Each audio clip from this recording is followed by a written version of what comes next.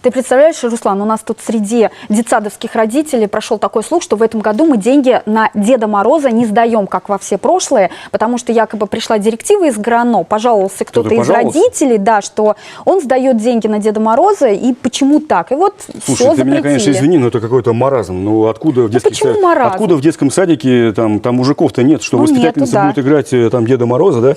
И с другой стороны, новогодний утренник, там Дед Мороз, там подарки, ну это святое, да? Там раз, два, три, там елочка зажгись, там я злой страшный серый волк, я в поросятах знаю толк. Ну, понятно, что бюджетом эти дополнительные расходы не предусмотрены. Но почему не предусмотрены? Ну, Руслан, смотри, ведь этот утренник, это же часть образовательного процесса, часть. Почему муниципалитет, допустим, не сделает какой-то общий заказ на актеров? Ну, это вот, понимаешь, это вот ситуация, потому что люди устали, родители устали сдавать дополнительно деньги. Мы покупаем мебель, окна ставим, там сдаем на краски, бумагу, прости, туалетную. Я правильно понимаю, что сейчас ты бумагу, вот говоришь на своем личном опыте, на примере своего детского сада, но да? при чем тут мой личный опыт? Это вообще во всех детских садах. Да, ну, конечно, да, конечно. Значит, тебе никто не будет говорить открыто. Привет, вашей заведующей, в вашем детском садике все хорошо. Ну смотри, сейчас я вот скажу, что это в моем садике. Опять какая-то директива прилетит из ГРАНО. Не, ну потому что ты уподобляешься другим родителям и бюджетникам, да, которые там боятся выносить ссоры из избы. Там, и учителя, и медицинские работники, и воспитатели детских садов, они вот только вот кулуарно говорят, что как у них все там, какие проблемы, да, а вслух об этом говорить боятся. Боимся. Так получается. Но, с другой стороны, самое главное, что сейчас еще и проблема даже не в сборе денег, а в том, что попасть в детский садик сложно. Слушай, ну вот у нас на прошлой программе была вице-премьер Ленара Иванова, да, помнишь, она говорила, что власть признает наличие проблем с детскими садами, то, что не хватает мест, и они очень активно этим занимаются. Но признать это и строят же новые детские сады. Не значит сделать, понимаешь? Но, тем не менее, это можно называть там по-разному, там поборы там, или добровольные пожертвования, но нам очевидно, да, что сегодня, к сожалению, детские садики – это такая вот золушка образования, да, которая финансируется и обеспечивается по остаточному принципу. Но так же быть не должно. Не должно быть. Не должно быть. И поэтому вот мы сегодня пригласили гостей в студию поговорить об этой важнейшей теме, о дошкольном образовании и обсудить ее. У меня очень много вопросов.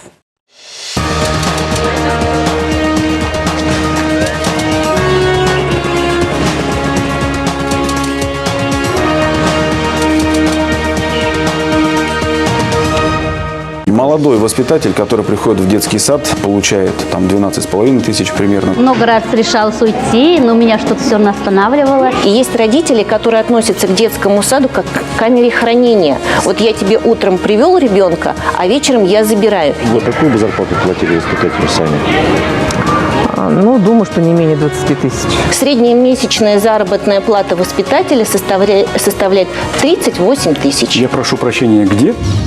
Есть две новости, хорошая и плохая. Начну с плохой. В крупнейших городах Башкирии ощутимая нехватка мест в детских садах. Теперь хорошая новость. В республике начали их строить, причем много и в срочном порядке. 29 в этом году, 24 пока по планам на следующий год. Рекордные показатели не только для региона, но и во всем Приволжском федеральном округе. Нехватка мест в дошкольных учреждениях сегодня решается просто. Детей распределяют в группы не по 25 человек, как положено, а по 50. К тому же родители жалуются и на так называемые добровольные пожертвования, когда приходится делать ремонт на собственные средства в группах и даже покупать мыло и туалетную бумагу. Наш редактор Разиф Абдулин изучил вопрос. Смотрим сюжет. Благовещенск. Раннее утро. Родители спешат отвезти своих детей в детский садик. Задаем им пару вопросов, в том числе про сбор денег на нужды садика. А с каким настроением, что там в садике происходит? Хорошо? А деньги собирают у вас? Нет. На садик? Нет?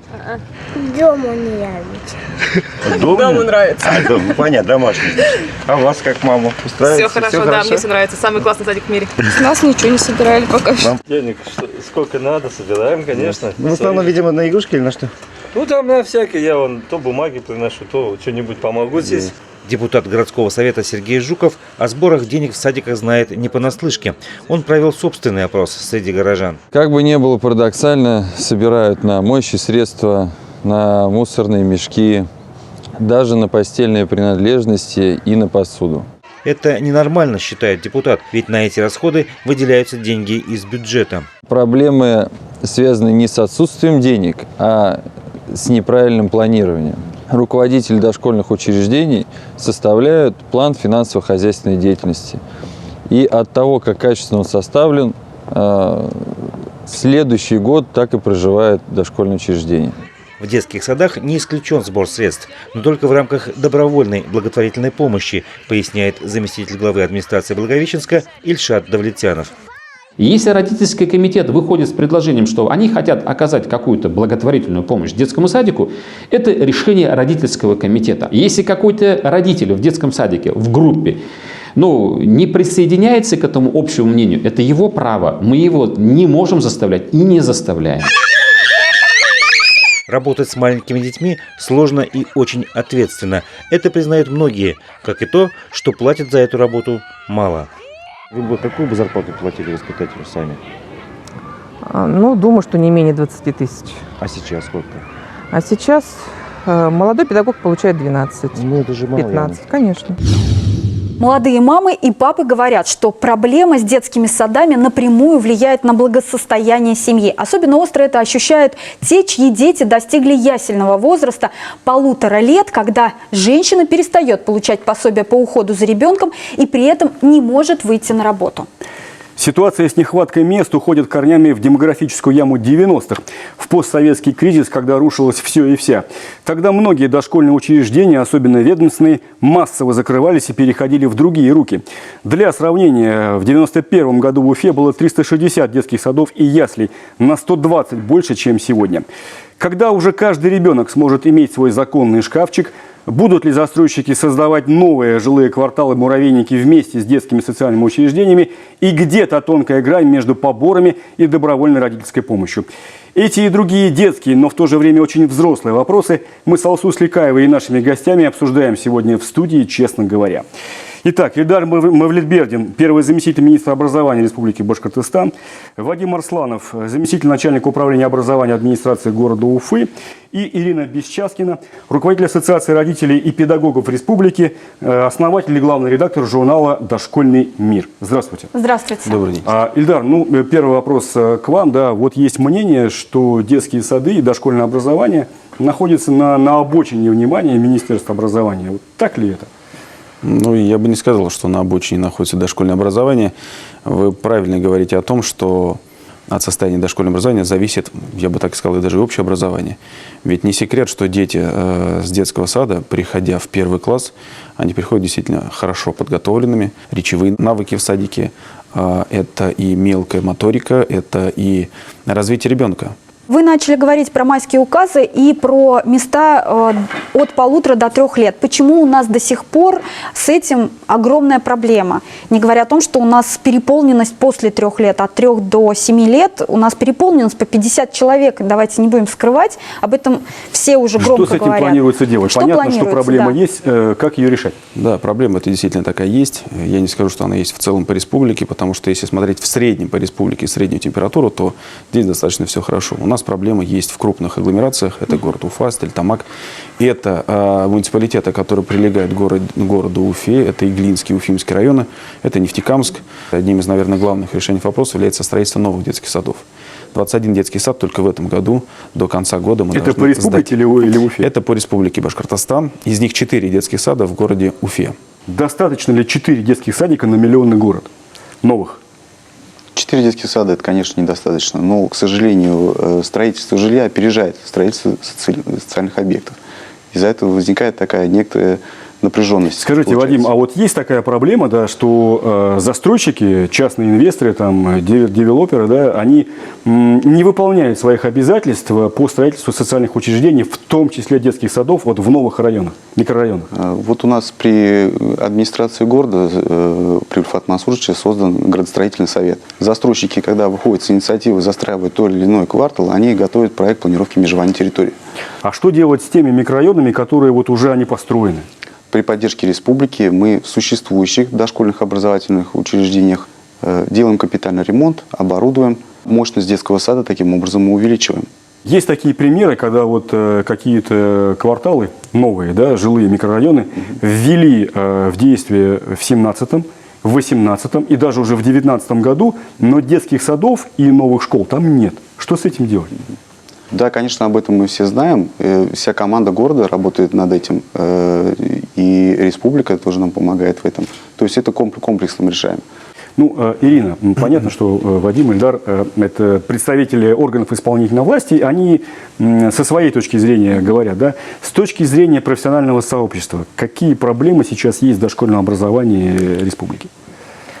Вы знаете, наверное, основные проблемы. Первая проблема – это нехватка кадров. Именно воспитателей, вот мое мнение такое. И даже сейчас очень большие требования возлагаются на тех воспитателей, которые сейчас действуют. Очень серьезные требования со стороны родителей. Это даже не требования, некоторой части претензии, потому что родитель понимает, видимо, насколько для себя... они обоснованы, эти претензии родителей? Или бывает по-разному? По-разному. Объективно. Во-первых, родитель, он разный. И есть родители, которые относятся к детскому саду как к камере хранения. Вот я тебе утром привел ребенка, а вечером я забираю. И меня не волнует, как ты будешь, с чем ты будешь и что там происходит. Есть другая категория родителей, которые действительно идут навстречу детскому саду, они готовы поучаствовать, они в родительских комитетах, они принимают участие в жизни детского сада. С такими родителями легко и просто. Спасибо, мы вернемся к разговору через несколько минут. Воспитатель или педагог, выпускники педагогических вузов и колледжей не торопятся делать карьеру в дошкольных учреждениях. Платят мало, но что еще печальнее, слава усатого няня далеко в прошлом. Сегодня в рейтинге престижных профессий воспитатель особо не котируется. При этом современная модель образования предполагает высокоинтеллектуальное развитие ребенка чуть ли не с пеленок. Кто в таких обстоятельствах в итоге работает в детских садах и каким должен быть современный воспитатель, изучаем в нашем сюжете. Обычный государственный садик в центре Уфы. Обычные будни. Вот самых маленьких в группе яслей одевают на улицу. В 4 руки 25 человек и почти 100 одежек. Прогулка обязательно по режиму. Сами малыши еще ничего не умеют. Хотят к маме на ручке. Мы сейчас гулять идем. А гулять не хочешь, да?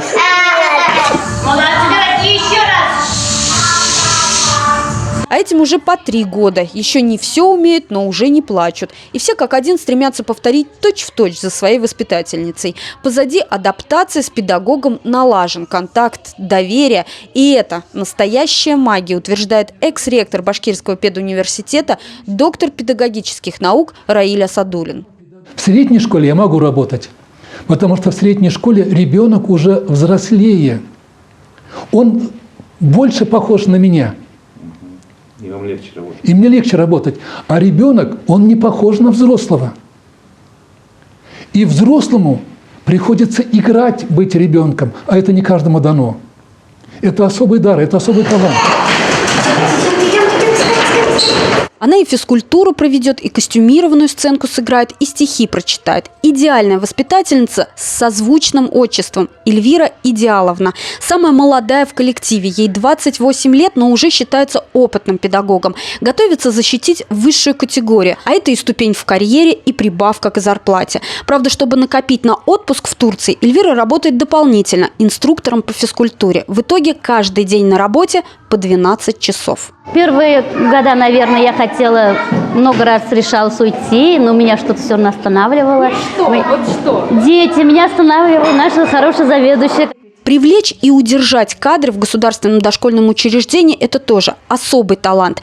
Этот детсад хоть и в центре Уфы, но проблемы как везде. Низкая зарплата, переполненные группы. А за детьми нужно не только присмотреть, но еще и подготовить к школе. Наши дети, они ведь участвуют в конкурсах. Хаума Акият, каждый раз мы призовые места занимаем.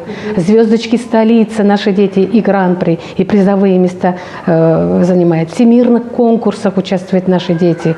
В конкурсе Милка Гагаринца участвуем. У Светланы Юрьевны высшее образование, большой стаж. Она знает 100 способов, как занять ребенка и владеет лучшими методиками подготовки к школе. Но от ее знаний и умений зарплата выше не становится. Молодец. Я Я все-таки надеюсь, что наше государство обратит на нас внимание, и все-таки мы придем к тому, что будет достойная зарплата у воспитателей. Потому что наше подрастающее поколение – это то, что мы растим с самого начала. Остаться на подработку значит совсем не видеть собственную семью и детей. Но глядя на то, как не тянется каждый ребенок в группе, на то, как отзывается каждое ее слово в них, уйти из профессии Светлана не решается. Самое главное для человека – чувствовать себя, что действительно я им нужна. Поэтому это самое важное в нашей работе. У нас ведь специализированные образовательные учреждения выпускают достаточное количество специалистов, я в этом уверен. Да? Они, получается, не все идут в детские сады, в дошкольные образовательные учреждения? Или не остаются там? Откуда возникает кадровый дефицит? Давайте глубже посмотрим на эту проблему. Кто идет учиться на педагога? Хорошо. Правильно? Как правило, по остаточному принципу. На педагога дошкольного мы говорим сейчас про дошкольное образование. По остаточному принципу. Мало молодых людей, которые по зову сердца готовы посвятить всю свою жизнь детям. И в этом тоже очень большая проблема, я так полагаю, в обществе, потому что статус педагога как таковой, он занижен. Как это видно? Если мы включаем телевизор или читаем в интернете, что воспитатель заклеил рот, что воспитатель наказал, что воспитатель то и сё, естественно, складывается впечатление, что это такой негативный образ воспитателя, который гнобит, уничтожает всю инициативу и так далее. Но это неправильный подход. А почему мы не показываем, какая жизнь у воспитателя, что они принимают участие в активных конкурсах, что они позиционируют себя не только на республиканских, но и на российских конкурсах. У них колоссальная работа ведется с детьми внутри образовательного процесса по исследовательской деятельности. Ни один родитель не будет заниматься дома с ребенком экспериментированием, исследованием, а в детском саду они изучают. Они изучают такая вот есть печальная особенность наших средств массовой информации, информационного поля, что вот негатив весь он подается в первую очередь. Да. Но мне кажется, может быть, и низкая заработная плата тоже здесь играет очень важную роль, что молодые люди не горят желанием идти получать образование на дошкольном.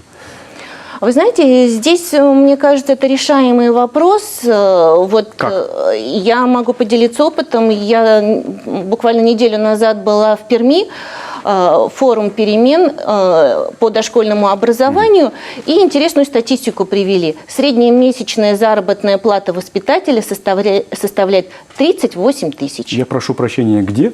Город Пермь. В Перми? Да. А каким образом они этого достигли?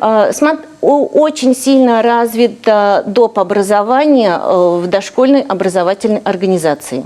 То есть это кружковая работа, которая на платной основе. Я как родитель заинтересована заплатить 100, может быть 150 рублей за занятие, чем я поведу своего ребенка после детского сада еще на какие-то кружковые занятия. Родители, оплачивая вот эту дополнительную работу, повышают заработную плату воспитателям. Вопрос к Эльдару по поводу подготовки кадров. Вот здесь какие там проблемы и как вы этим занимаетесь? В целом престиж педагогической профессии мы видим действительно во всех уровнях он повышается. И большая работа идет в том числе на федеральном уровне по повышению престижа учителя. Лучших из лучших учителей приглашает к себе лично президент Российской Федерации. Мы видим даже линейку в СМИ, когда говорят о жизни простого учителя, о его работе. Но есть понятие воспитатель, и вот здесь внимание и ракурс, он вообще воспитатель, в принципе, обделен. Вот такой крамольный вопрос. Да, все мы знаем, что в майских указах упоминается педагогический состав школ. Я так понимаю, что детские сады туда не входят. Если мы говорим о майском указе президента России о доведении заработной платы, то педагогические работники детских садов входят в категорию педработников, категорийную, для которых установлен четкий показатель, ориентир по доведению заработных плат. Фактическая заработная плата воспитателя детских садов в 12-15 тысяч. Ну, как на эти деньги? Молодой воспитатель, который приходит в детский сад, из педучилища или из педвуза, действительно получает, если смотреть город, там 12,5 тысяч примерно, да, с небольшой нагрузкой, без тарификации, без квалификационной категории. В селе, учитывая, что 25% от оклада добавляется к педагогическому работнику, он получает больше, он получает там 15 тысяч. Проблема заложена в структуре заработной платы. Небольшой оклад, а к нему идут компенсационные и другие надбавки. Да, там, за стаж, за категорию, там, за уральский коэффициент. Там. Наша задача поменять это соотношение для того, чтобы оклад был стабильный, высокий, а надбавки уже в меньшей Потому степени. очень сложно удержать на рабочем месте, я так понимаю, молодую девушку, да, которая получает такую низкую зарплату. И я вот тоже для себя хочу понять, и не могу, честно говоря, какие претензии родители могут предъявлять к молодой девушке, которая за 12 тысяч рублей несет ответственность и должна уследить за группой в 40 детей. Как это можно? Вот, Ирина, как? Вот смотрите, о каком образовательном процессе мы можем говорить. Самое главное, чтобы эти 30-40 детей были живы. И в сухих колготках, да? Да, желательно, и в таком же количестве они были переданы родителям вечером. Пересчитать все. Конечно, да? это очень Что сложно. с этим делать? Как? Родитель просто приходит, он же не понимает всей специфики организации процесса, а родитель не знает, что воспитатель, который взял у него ребенка, получает 12 тысяч рублей. Его это не интересует. Его это наверное, не да, интересует. не интересует. Соответственно, и такое отношение. Слушай, Алсу, ну, собственно, как и ожидалось, да, наши гости, как и все остальные, аккуратно съезжают вот с обсуждения темы поборов. Вот чисто мое мнение, да, ну вот если там условный заведующий садиком вымогает с родителей 20 тысяч рублей за устройство их ребенка в садик, это, конечно, коррупция в чистом виде. Но если она же аккуратно намекает им, ребята, давайте скинемся там по 100-200 рублей на цветные карандаши, на бумагу, ну, рука не поднимется назвать это коррупцией, правда? Руслан, я уже так устала обсуждать и думать про эти поборы. Мне кажется, они были, У тебя же прямо это вот кипело, прямо кипело. Они были, есть и будут, и, видимо, с этим нужно как-то смириться. Меня сейчас больше интересует вопрос частных детских садов и инициативы правительства о том, чтобы увеличить их количество и сравнять по стоимости с муниципальными детскими садами. Вот сейчас я хочу это кстати обсудить. говоря, говорить о поборах в частных детских садиках смысла нет, да? То есть ты платишь за содержание своего ребенка. Вот давай поговорим об этом во второй части программы. Давай поговорим. Продолжаем программу «Честно говоря» в эфире башкирского спутникового телевидения. Ситуацию с нехваткой мест в детских садах сильно усугубляет отсутствие социальной инфраструктуры при строительстве новых микрорайонов. Особенно это заметно в Уфе, где большая часть нового жилья до сих пор сдается без необходимых школ и садиков. Почему так происходит и что с этим делать, разбирался наш корреспондент. Уфимка Альбина Буракаева с любопытством заглядывает в окна нового детского садика в своем дворе. За стеклом видно, туда уже завезли маленькие стулья и раздвижные кровати. Детское учреждение жители Кузнецовского затона буквально вымолили у властей. В новом быстро растущем районе уже живут почти 7 тысяч человек, а садика и школы нет. В радиусе 5 километров все дошкольные учебные заведения переполнены. В группе у нас 60 человек, то есть 60 человек. Ну, ходят, конечно, не все 60, ходят примерно 47-48 человек. Как только я узнала, что здесь у нас откроют садик, я пошла, узнала, есть ли места, сколько мест. Нам сказали примерно 40-45 мест, и навряд ли вы попадете.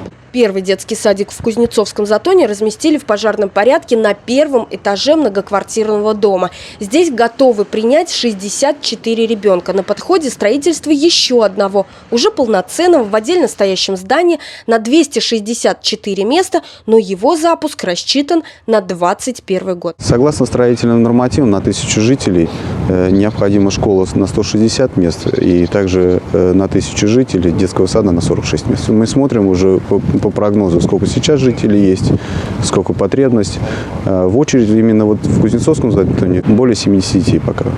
В этой очереди дочь Анны Беляевой не учтена. Выяснив при переезде, что садика в Кузнецовском затоне нет, а предложенный властями вариант находится далеко и неудобно, женщина решила поменять работу на менее оплачиваемую, но со свободным графиком. Купить квартиру в другом районе не получилось. Здесь по специальной социальной программе выходило значительно дешевле. Я беру ее с собой на работу. Хорошо, что у меня вот работа такая позволяет, чтобы ребенок находился со мной. А вот я не представляю, как остальные люди возят детей далеко в садик. потом идут на работу. Ну, мне кажется, это так неудобно. Детский сад в Кузнецовском Затоне, построенный за счет бюджетных средств, мера больше вынужденная. Люди начали возмущаться. Жилье строится, а вот социальные обязательства застройщики не торопятся на себя брать. И до сих пор чиновники глядели на это, кажется, сквозь пальцы. Ради Хабиров потребовал от подчиненных пересмотреть отношения с крупными строительными компаниями. Если они сейчас не подписываются и завершают эту свою историю, тогда я административным своим решением их вытесню со строительного рынка республики. У меня такие полномочия есть, права такие есть. Я не позволю им строить. Я лучше обрушу жилищное строительство здесь, чем потом мы вот за ними бегать, пыль глотать будем. Новые отношения будут подразумевать, что застройщик, вне зависимости от объема работы, обязательно понесет социальную нагрузку. Без этого согласия им просто не будут давать разрешение на строительство. Хороший пример государственно-частного партнерства – новая школа в микрорайоне Яркий в Деме. Застройщик сделал расчетно-сметную документацию и подвел инженерные сети. Саму школу построили за счет бюджета. Мы же как застройщики не просто сделали проект там, стоимостью 25 миллионов рублей. Помимо этого мы подвели сюда все наружные сети. То есть мы только на сети потратили порядка 150 миллионов рублей. Данная территория требует отсыпки от 2,5 до 5 метров. То есть отсыпка – это тоже около 200 миллионов рублей. По дороге по периметру – это тоже все затраты застройщика. Они точно так же легли на себестоимость этого квадратного метра. И если даже усредненно считать, то на квадратный метр это ложится порядка 4-4,5 тысяч рублей. Дема и Затон – это самые перспективные направления массовой жилой застройки в Уфе. Генпланом предусмотрено появление там вместе с домами 67 детских садов и 38 школ. И уже сегодня власти озабочены вопросом, как договориться с застройщиками, чтобы эти учреждения появились в плановом порядке, вместе с жителями, а не вдогонку, как в Кузнецовском Затоне. Почему в Кузнецовском Затоне до сих пор не появился детский садик? Появился там, ну простите, там 2 группы какие-то. Это же несерьезно для такого огромного района. То есть почему до сих пор там нету? Почему до сих пор в Соснах не появился? Почему рядом с ТРК «Планета» нет детского сада? Почему? Кузнецовский Затон. У нас предусмотрено около 5 детских садов и 2 школы. Что касается на сегодняшний момент, мы уже на следующий год ФРЖС выполнил проектные работы по строительству детского сада. Ну, на следующий год будем их планировать, как только будут готовы проектные работы. Но мое личное мнение, что одним только строительством ситуацию не решить, это точно. Прекрасный пример, когда мы говорим о добросовестных застройщиках, когда на первом этаже жилого дома оставляются помещения для социального объекта. Ну, мне кажется, во-первых, детский сад в доме – это уже здорово. Это решает многие вопросы до градостроительных норм, когда нужна огромная территория, нужно, да, здесь детский сад в доме. Жильцы этого дома, соответственно, ну, практически утром выходишь, привел ребенка на первый этаж и пошел на работу. Прекрасный пример. Мы увидели это на примере Кузнецовского Затона. Вот к тому 21-му детскому саду. Это имеется в виду муниципальный детский садик? Это муниципальный детский садик. Там, смотрите, еще какая ситуация получилась. Дело в том, что мы вопрос выкупа таких детских садов, помещений под детские сады, попробовали в этом году поработать с Министерством просвещения России на федеральные деньги. У нас получилось. Мы такие помещения взяли в Затоне, в Ленинском районе города Уфы, в сентябре. То есть давайте поясним для зрителей, чтобы было понятно. Есть возможность, и это получается. И это получилось у республики. Получить федеральные деньги для выкупа помещений, в которых можно разместить детские сады в жилых домах, правильно? В жилых домах. Ну, это вариант. И федералы нас поддержали. Мы видим, что одним из вариантов решения является увеличение количества частных детских садов. Мы хотим поставить родителей перед выбором. Муниципальный детский сад, частный детский сад. Оба имеют лицензии. И в обоих детских садах цена будет 2300 рублей. Ну, я говорю в среднем. Муниципальный детский сад 2300, здесь 2300 за уход и присмотр. То есть, когда выбор у родителя стоит муниципальный детский сад 2300, а частный детский сад 15 тысяч, понятно, что да, в силу вот этой большой цены он идет в муниципальный детский сад. Но когда цена одинаковая, а здесь 10-15 детей, родитель выбирает частный детский сад. И мы такой опыт сейчас практикуем на территории города Стерлитамак, когда мы все затраты частника, индивидуального предпринимателя, либо ООО, компенсируем за счет бюджета республики, только с тем условием, что он цену устанавливает на уровне городской. Допустим, заведующий детского садика говорит родителям, у них деревянные старые окна, которые продуваются. Капитальный ремонт нашего садика предусмотрен через 5 лет. Если вы хотите, чтобы ваши дети их не продувало, вы можете поставить пластиковые пакеты за свой счет. Для этого нужно собрать необходимые денежные средства. Это нормально? Ну, я сразу скажу, что это противозаконно. Заведующий детского сада, Безусловно. администрация детского сада не имеет права это делать. Это решается только на уровне родителей. Если родители приняли такое решение. А она же не, она же не принуждает их к сбору. Она предлагает, что есть такой вариант решения проблем. У меня-то вопрос в другом. Почему, скажем, бюджет Уфы, он не маленький, да, не может позволить себе поменять хотя бы стеклопакеты во всех муниципальных детских садах? Или это невозможно сделать? То есть такой инициативы от города, когда вы знаете о том, что во всех, во многих детских садах деревянные окна, невозможно так сделать, что сделать акцию. Мы поменяем везде, без инициативы, допустим, Но ведь городской бюджет не только в окнах и детских садах. Это и кровли, безусловно. и отопление, и другие моменты. То есть, когда мы говорим о лимитированном бюджете, да, и вот очень, хочется сказать, вот коллеги из министерства, они поддержали в прошлом году, да, нас очень 250 миллионов было выделено денежных средств дополнительно городскому бюджету. Спасибо, мы вернемся к разговору через пару минут. Раз уж мы коснулись темы платного дошкольного образования, то у нас есть особое мнение многодетных родителей, которые попробовали оба варианта, и частные, и муниципальные садики. Рыба ищет где глубже, а родители где лучше. Где лучше? Мы спросили у известной в Уфе бизнесвумен Евгении Машко, мамы 6 детей, и у папы тройняшек, журналиста Ильдара Яникеева. Послушаем, что они ответили, и обсудим. Мои дети ходили и в частные детские сады, и в государственные. Я хочу сказать, что опять-таки все зависит от воспитателя. Конечно, в частных детских садах условия лучше. С питанием сегодня большие проблемы в государственных детских садах. Сегодня у многих детей аллергии. Я спрашиваю заведующего государственного детского сада: послушайте, у вас списочный состав 90 человек в группе. А если они все придут? Вы их куда положите спать, куда вы их посадите, чем вы их будете кормить? Это проблема. Численность в группах. Частные детские сады себе, конечно, такого никогда не позволят. И в этом, разница и преимущество частного детского сада. Иногда мы очень благодарны государству, иногда мы немножко огорчены бываем какими-то решениями, да. Вот.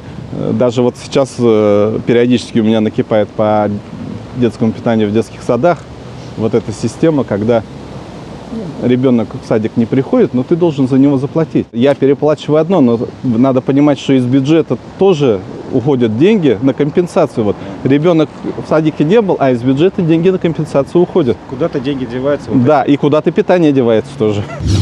Сразу несколько моментов есть и по переполненности, и по питанию. По питанию сейчас просто проблема гремит во всех родительских чатах. И, наверное, вопрос в первую очередь, Вадим, к вам. Что у нас сейчас с питанием, как вы выходите из ситуации? Сейчас мы, честное слово, теряем деньги. Мы, правда, нам нужно за сутки говорить о том, что придет ребенок или не придет, и в итоге вот получается такая ситуация, как говорит об этом многодетный отец.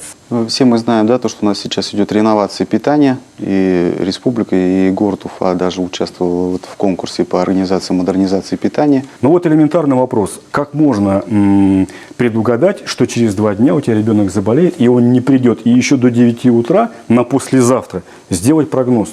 Это же маразм, прошу прощения. Нет, этот процесс идет, вот это приложение, которое работает, или сайт работает, он в процессе сейчас становления. То есть зачем нужно было новый-то выдумывать? Нормально же работала Аксиома.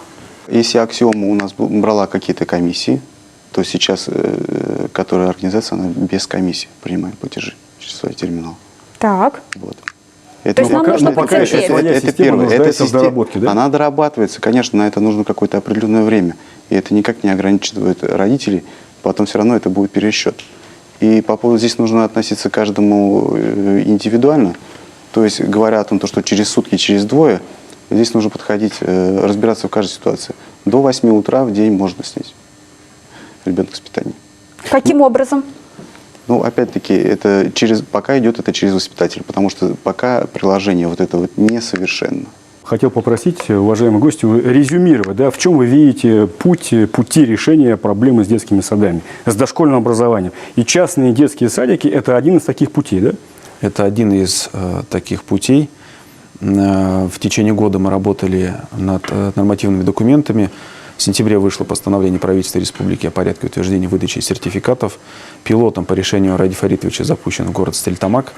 Сейчас, откровенно, уже 2 детских сада, во-первых, у меня в Обернадзоре с заявлениями на получение лицензий. Мы поставили достаточно четкий такой для себя ориентир, что и частный муниципальный детский сад должен предлагать одинаковый размер родительской платы, для того, чтобы был такой принципиальный хороший выбор. И, соответственно, я вижу, что это один из таких серьезных путей решения. Понятно. Дальше альтернативные формы, в том числе семейные группы, которые раньше активно развивались, сейчас их количество уменьшается. Ирина, это будет решением вопроса, если у нас количество коммерческих детских садов увеличится? Безусловно, безусловно. А качество не упадет? Ни в коем случае не упадет, потому, во-первых, у них есть лицензия. Во-вторых, Министерство образования всегда готово помочь и проконсультировать. Если со стороны государства сейчас идет огромная помощь и поддержка, то именно этот сегмент как раз и поможет закрыть вопрос открытия ясельных детских групп. Это как один из вариантов решения проблемы. Как один из вариантов решения проблемы. Вадим, скажи, пожалуйста, есть свет в конце тоннеля с дошкольным образованием, с садиками? Конечно, это же нужно строить детские сады и развитие частных детских садов. У нас более 100 частных детских садов, но лицензии имеет только 27. И тот вопрос к тому, что надзорным органам, и там частный бизнес будет легче развивать, когда они получат лицензию, и цена упадет. Все-таки лицензированные частные детские сады, мы им делаем компенсацию. То есть зарплаты педагогов и школьной письменной принадлежности. Уважаемые гости, спасибо вам за честный и предметный разговор. До свидания. Спасибо. Спасибо.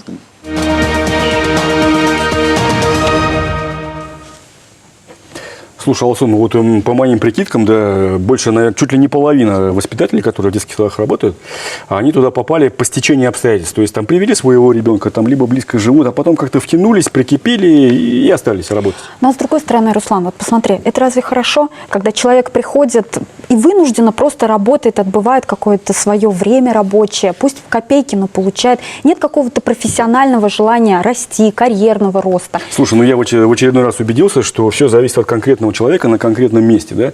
И ты воспитателя либо работника детского сада хоть золотом обсыпь, но если он не любит детей, не умеет с ними общаться, то ничего не получится. И дошкольное образование реально, оно держится на энтузиастах сегодня. Я согласна, но с другой стороны, у нас еще не было никогда такого, чтобы дошкольное образование вливали большие какие-то деньги, воспитатели считались престижной профессией, поэтому если, наверное, так случится... Наверное, все-таки больше не профессия, а призвание, наверное. Если так случится, и туда пойдут большие деньги, и у нас будет это считаться престижным, то мы, возможно, будем выбирать лучших из лучших, понимаешь? Над этим надо подумать. Тебе слово. В сентябрьском указе Хабирова о стратегии развития республики каждый пункт про демографию. Когда хотят подчеркнуть несерьезность какого-то дела, обычно говорят «детский сад какой-то». Между тем, куда уж серьезнее. Это вам не просто каша-малаша, тихий час или стишок у елки для Деда Мороза. Берите выше. Ведь детские сады и ясли – важнейшее звено в пирамиде демографии, которая с рождением ребенка, между прочим, только начинается. Очень важно, кому мы доверяем наших маленьких детей. Первый коллектив, первое публичное выступление – первые сознательные поступки. Детский сад – это вам не игрушки, и пора перестать к нему относиться по остаточному принципу. Ведь все мы родом из детства. Смотрите, честно говоря, на канале БСТ и во всех соцсетях страны. До свидания и берегите себя и своих близких.